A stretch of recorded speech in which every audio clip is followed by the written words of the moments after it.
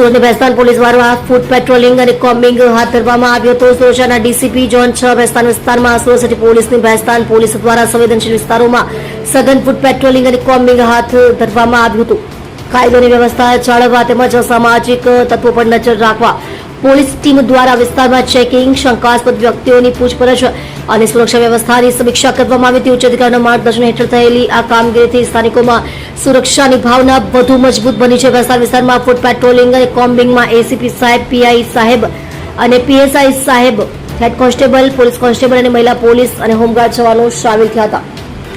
જેમાં ભેસ્તાન પોલીસ દ્વારા food patrolling અને કોમ્બિંગ કરાતા હિસ્ટ્રી શીટરો અને ગુનેગારોમાં સોંપો પડી ગયો હતો। તમે જોઈ રહ્યા છો સૌથી પહેલા ન્યૂઝ આપતી સેવા ન્યૂઝ ગુજરાત, ડાયરેક્ટર અજમલ જાદવની સાથે।